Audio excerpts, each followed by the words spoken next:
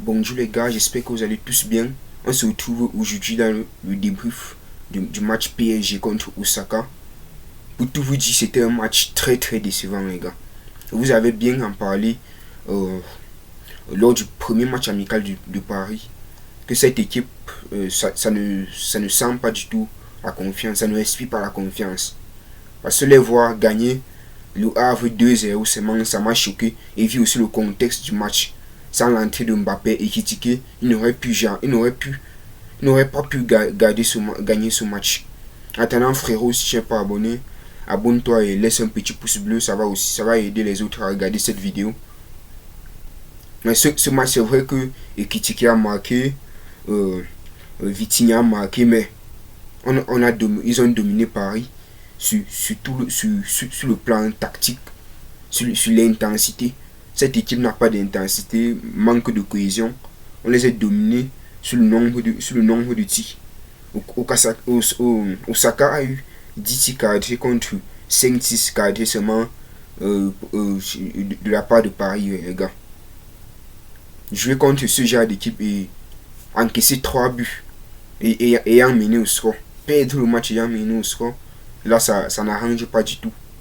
Là on n'est pas vraiment sûr de la Ligue 1, encore moins de la Champions League, les gars. Et que je devrais dire, c'est que ce n'est pas la faute à l'entraîneur. La faute, c'est l'effectif. Paris n'a pas d'effectif, non pas de milieu de terrain. Bon, il manque pas de respect à Vitinha. Il manque pas de respect à Ekitike, mais ils n'ont pas d'attaquant, ils n'ont pas de milieu de terrain. Ils partent où avec ça? Ils vont gagner quelle équipe en Ligue 1 s'ils n'arrivent pas à gagner Osaka? Ils vont gagner quelle équipe? Dites-moi en commentaire. Là, vraiment, il a été choqué. Voir Paris mener, après voir Osaka faire la remontada. Ça m'a choqué. Ça m'a choqué. Alors que Paris était hyper favori lors du début de ce match. Osaka était un vrai Toka, mais on va dire que le Toka est devenu favori. C'est ce qui m'a vraiment choqué dans ce match. J'ai vu Paris encaisser des tirs. Sans Donnarumma, le score aurait même pu. Ça aurait pu être pire. Donc n'hésitez pas à suivre la vidéo jusqu'à la fin de la vidéo. Je vais essayer de vous donner mes top joueurs. Comme d'habitude.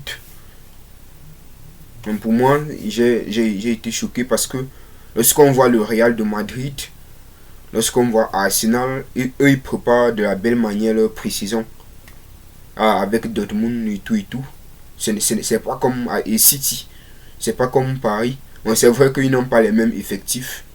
Mais il y a toujours un mais. Ils doivent s'activer, essayer de trouver un numéro 9, essayer de trouver un bon milieu de terrain, une bonne défense. Parce que, excusez-moi, mais la défense de Paris est pourrie. C'est une défense pourrie. Là, je ne comprends plus rien. J'en parlais lors de leur premier match amical, mais moi, il me disait juste que c'était de superstition. Que je m'inquiétais trop. Mais là, j'ai vraiment raison de m'inquiéter.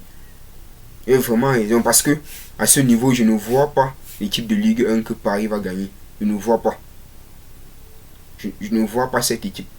Ils vont battre Marseille. Ils vont battre Lyon. Ils vont battre qui? Donc c'était tout pour ce début. On va pas trop s'attarder parce que là je suis vraiment énervé. On va pas trop s'attarder sur les détails. Bon, pour noter, Donnarumma avait donné 7,5 à Donnarumma. Parce que le score, ça aurait pu être pire. Osaka a eu 10 tirs cadrés. Et ils ont seulement marqué 3 buts. C'est grâce à Donnarumma. Ça aurait pu être 6-0. Ça aurait pu être 7-0. Mais bon, grâce à Donnarumma, ils ont un peu réduit les dégâts. Et Kurzawa avait donné 6,8 sur 10. Bon, parce que dans son rôle, il a quand même bien joué son rôle. Bon, c'était pas quand même à lui de porter toute la charge. Marquinhos va lui donner un 6 sur 10, assez bien quand même. Assez bien quand même. Mais c'est les gens qui auront la pire note du match, c'est le défenseur là, Milan Skriniar. Milan Skriniar va lui donner 5 sur 10.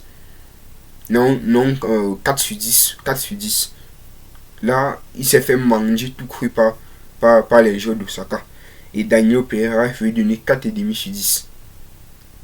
C'est pas normal de jouer contre une équipe de ce calibre et d'encaisser autant de buts. Là, il faut pas trop demander. Et Emmanuel Huguet, il va donner 7,1 sur 10. Vitinha, 7,5 sur 10. C'est vrai qu'il est buteur, mais son but n'aura servi à rien. Et Zaï Emery, 7 sur 10. Ils ont contribué au milieu de terrain, ils ont créé les occasions, mais malheureusement, leur défense les ont trahis. Ismaël Gabi, 7,3 sur 10. Il était quand même là à l'attaque. Bon, c'est pas quand même mauvais.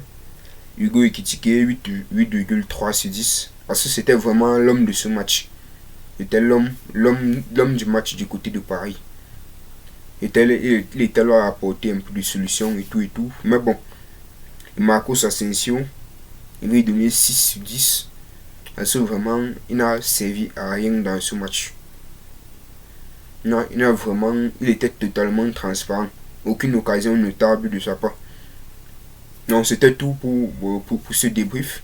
Vous avez aimé la vidéo, n'oubliez pas de vous abonner, mettre un petit pouce bleu, ça soutient toujours et ça rend toujours joyeux.